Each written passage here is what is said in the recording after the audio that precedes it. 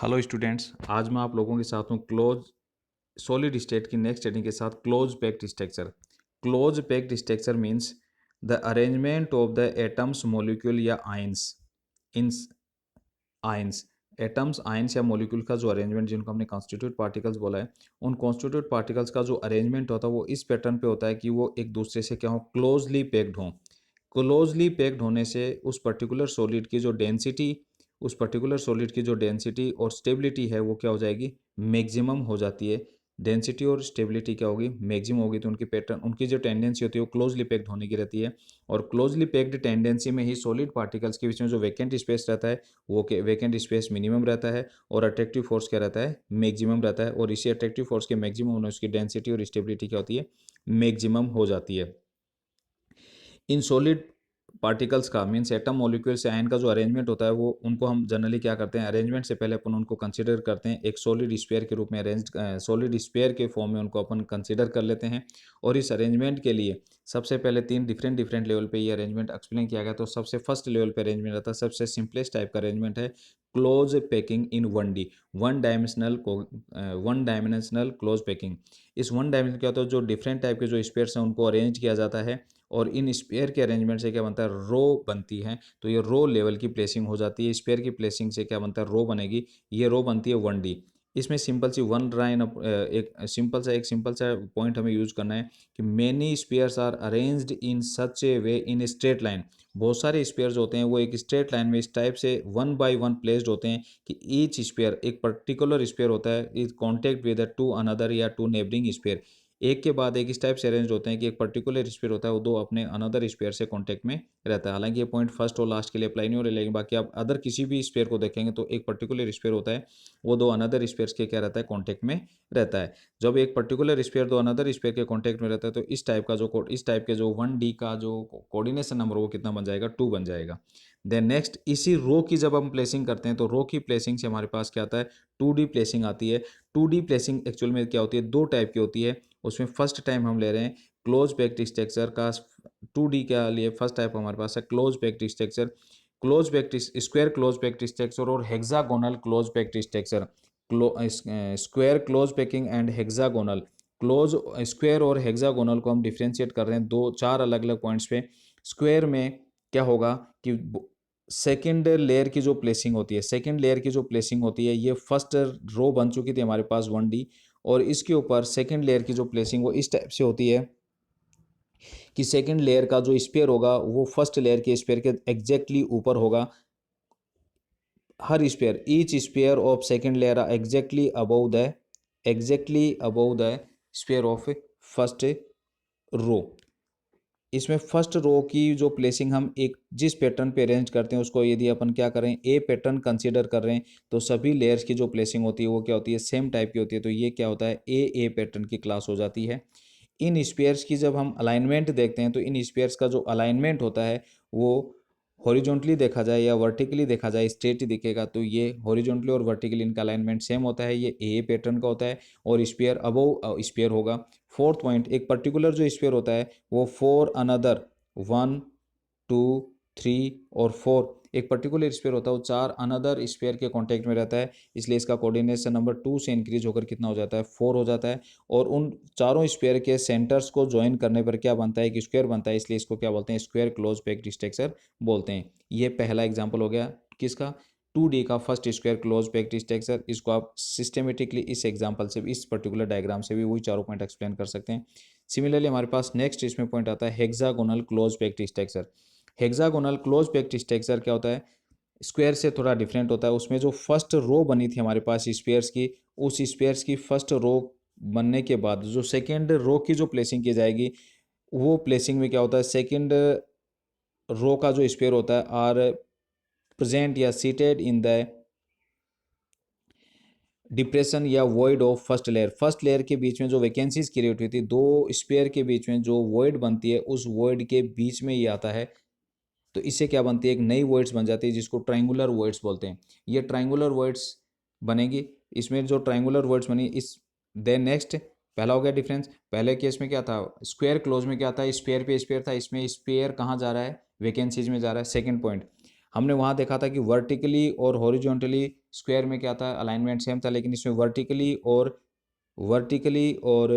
Horizontally जो particles का जो अलाइनमेंट है वो क्या रहता है, अलग अलग रहता है। अलग क्यों रहता है, देखिए आप इसमें, ये तो स्ट्रेट दिख रहा है, लेकिन यहाँ पे जब इसको अपन वर्टिकली देखेंगे तो पार्टिकल्स के जो सेंटर, स्क्वायर के जो सेंटर वो एक दूसरे से क्या है, जिग जैग मैनर पे हैं, तो अलाइनमेंट डिफरेंट हो गया।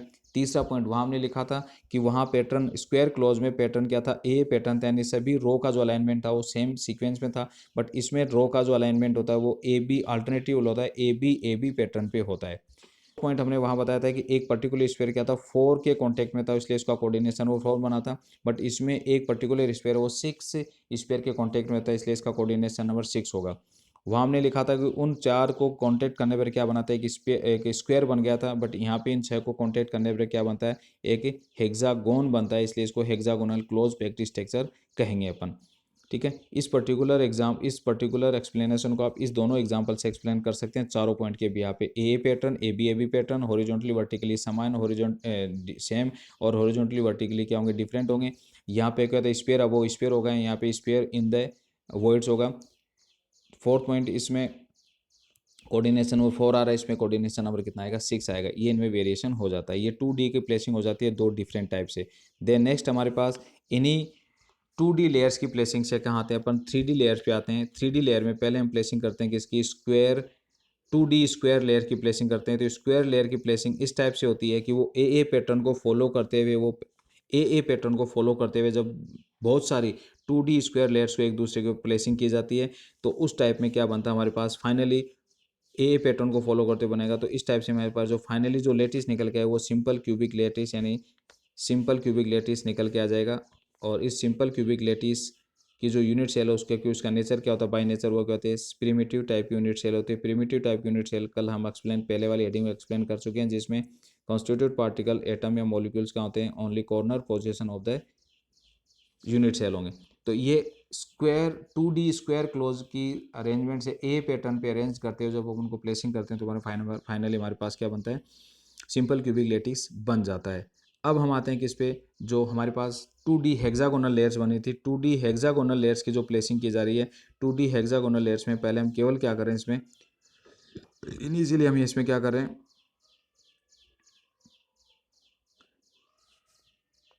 फर्स्ट लेयर के ऊपर ही क्या कर रहे हैं हम, फर्स्ट लेयर है जिसमें क्या बनी थी, ट्राइंगुलर वर्ड्स बन गई थी। ये एक फर्स्ट लेयर बनी थी। इस लेयर के ऊपर जब हम सेकंड लेयर की प्लेसिंग करेंगे तो वो सेकंड लेयर की प्लेसिंग दो टाइप से हो सकती है। फर्स्ट केस में कि ये जो ट्राइंगुलर वर्ड्स बनी थी वो ट्राइंगुलर वर्ड्स क्या होते हैं, सेकंड लेयर के स्फीयर से क्या होता है, सेकंड लेयर का जो स्फीयर होता है वो ट्राइंगुलर वर्ड्स के जस्ट ऊपर आ जाए, और जस्ट उसके ऊपर होने से वो क्या होता है, कंप्लीटली कवर हो जाती है, फिल नहीं होती है ये, इसमें क्या होगी, कवर होगी। और इसके कवर होने से क्या होता है, एक नई टाइप की वर्ड्स बनती है जिसको हम जनरली क्या बोलते हैं, टेट्राहेड्रल वर्ड्स बनते हैं। ये इस टाइप से एक वर्ड बनेगी, ये टेट्राहेड्रल वर्ड्स बन जाएगी जब सेकंड हेक्सागोनल लेयर को फर्स्ट हेक्सागोनल लेयर पे रखा जा रहा है। एक दूसरा पैटर्न इसमें होगा कि ऑक्टाहेड्रल वर्ड्स बनेगी। वो किस टाइप से बनेगी, अपन यहाँ देख पा रहे हैं इसको, ये एक एग्जांपल है टेट्राहेड्रल, जिसमें ये तीन जो डार्क स्फीयर्स आप देख रहे हो, ये फर्स्ट लेयर है और उसके ऊपर एक लेयर और बनी हुई है। तो ये इस टाइप से क्या बनता है, एक नया स्फीयर इसके अंदर क्रिएट हो जाता है। ऑक्टाहेड्रल वर्ड्स के अंदर क्या होता है कि फर्स्ट लेयर की जो ट्राइंगुलर वर्ड्स थी वो सेकंड लेयर की ट्राइंगुलर वर्ड से क्या होती हैं, पार्शियली कवर्ड हो जाती हैं। मीन्स इसमें कुछ वैकेंसीज ये देख रहे हो आप, इसमें ये एक छोटा सा पॉइंट इसके अंदर दिख रहा है कि ऊपर वाले फर्स्ट लेयर के जो तीन स्पेयर हैं और ऊपर वाले लेयर के जो तीन स्पेयर हैं उनके बीच में जो फर्स्ट लेयर में जो ट्राइंगुलर वर्ड्स बनी थी वो क्या हो जाती है, पार्शियली कवर होती है। जबकि इस केस में क्या होता है, जब टेट्राहेड्रल बनती है वो कंप्लीटली कवर हो जाता है। तो यहाँ पे जो वर्ड्स होगी, जो ट्राइंगुलर वर्ड्स है वो चार स्फीयर के कांटेक्ट में आ गई, और चार स्फीयर के कांटेक्ट में आ गई, तो उन चार स्फीयर के सेंटर्स को ज्वाइन करने पर क्या बनता है, टेट्राहेड्रल वर्ड बनता है। और यहाँ पे वो ट्राइंगुलर वर्ड्स थी जो फर्स्ट लेयर की वो 6 स्फीयर के कांटेक्ट में आएगी, जिनको ज्वाइन करने पर क्या बनता है, एक ऑक्टाहेड्रल बनता है। तो ये दो लेयर की प्लेसिंग से हेक्सागोनल 2D लेयर की, दो लेयर की जब प्लेसिंग करते हैं तो हमारे पास जो ट्राइंगुलर वर्ड्स थी फर्स्ट लेयर की वो दो नई वर्ड्स में क्रिएट हो जाती हैं, टेट्राहेड्रल वर्ड्स और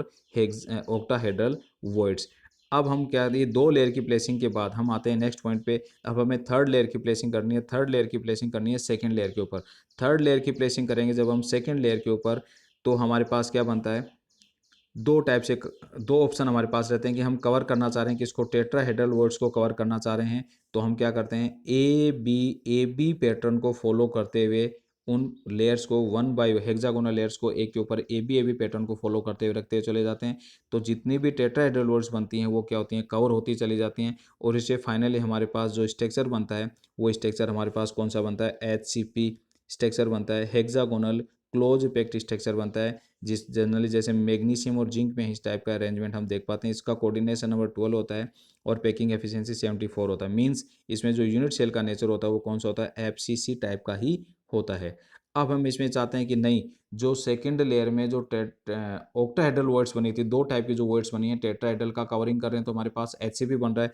हम चाहते हैं कि इस बार हम ऑक्टाहेड्रल वर्ड्स को कवर करें, तो ऑक्टाहेड्रल वर्ड्स को जब हम कवर करना चाहेंगे तो हम कौन से पैटर्न को फॉलो करेंगे, ए बी सी पैटर्न को फॉलो करेंगे। यानी तीन लेयर के जो वेरिएशन है वो डिफरेंट होगा, फोर्थ लेयर से रिपीटेशन स्टार्ट होता है। ए बी सी पैटर्न को फॉलो करते हैं, ये ए बी सी पैटर्न को फॉलो करते हैं तो जितनी भी ऑक्टाहेड्रल वर्ड्स होती हैं वो सब की सब ऑक्टाहेड्रल वर्ड्स क्या होती हैं, कवर हो जाती हैं। और इसे फाइनली हमारे पास जो स्ट्रक्चर बनता है वो cubic close packed structure CCP structure बनता है। इस CCP स्ट्रक्चर का कोऑर्डिनेशन नंबर और पैकिंग एफिशिएंसी भी कितना होता है, 12 और 74 होता है। तो यानी ये आप कह सकते हो कि इसमें भी यूनिट सेल है वो किस टाइप की होती है, FCC टाइप की यूनिट सेल ही होती हैं। तो फाइनली ये हमारे पास क्या बन जाता है, तीन लेवल से। पहले हमने स्पेयर को प्लेस करते हुए क्या बनाया, स्पेयर को प्लेस करते हुए हम रो पे आए, और रो को प्लेस करते हुए हम लेयर पे आए, और लेयर की प्लेसिंग से हमने क्या बनाया, फाइनली 3D लेटिस बना लिया। और ये 3D लेटिस फाइनली हमारे पास दो टाइप से बन सकते हैं इसमें। नेक्स्ट हमारे पास हेडिंग आती है पैकिंग एफिशिएंसी। पैकिंग एफिशिएंसी क्या होती है, किसी पर्टिकुलर सॉलिड की पैकिंग एफिशिएंसी वो पार्ट होता है कि अवेलेबल स्पेस का जितना फ्रैक्शन कॉन्स्टिट्यूट पार्टिकल्स के थ्रू क्या हो गया, ऑक्यूपाइज कर लिया जाता है, वो ऑक्यूपाइज पार्ट क्या कहलाता है, उसका पैकिंग एफिशिएंसी कहलाता है। तो the percentage of the total space filled by the particles is known as packing efficiency. इस पैकिंग एफिशिएंसी को बहुत इजीली कैलकुलेट कर पाएंगे।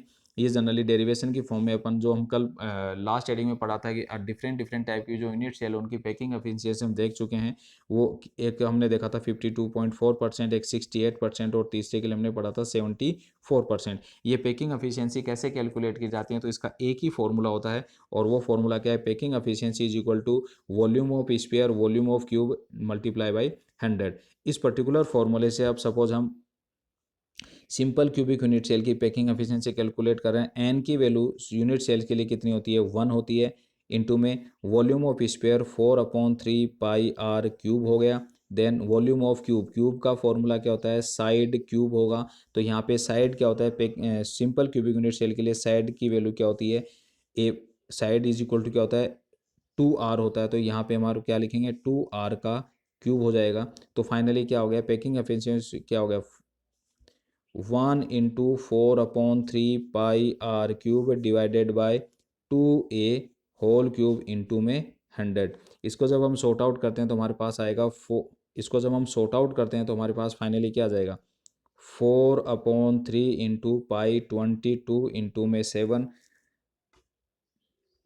r³ इंटू में 2a का होल क्यूब था, 2r का होल क्यूब था। तो यहाँ हम लिखेंगे 8 इंटू में r³ 2r³ इंटू में 100। इस पूरी वैल्यू को सॉर्ट आउट करेंगे तो हमारे पास 52.38 वैल्यू आएगी, और इसको राउंड अप करेंगे तो हम लिखते हैं इसको जनरली 52.4%। सिमिलरली हम कैलकुलेट कर सकते हैं BCC की पैकिंग एफिशिएंसी। तो BCC के लिए फॉर्मूला वही हो गया अपना, वॉल्यूम ऑफ एन स्पेयर। तो एन के लिए वैल्यू कितनी होगी, 2 हो जाएगी, क्योंकि BCC के लिए कल हमने एटोमिसिटी 2 बताया था। वही सिमिलरली 4/3 पाई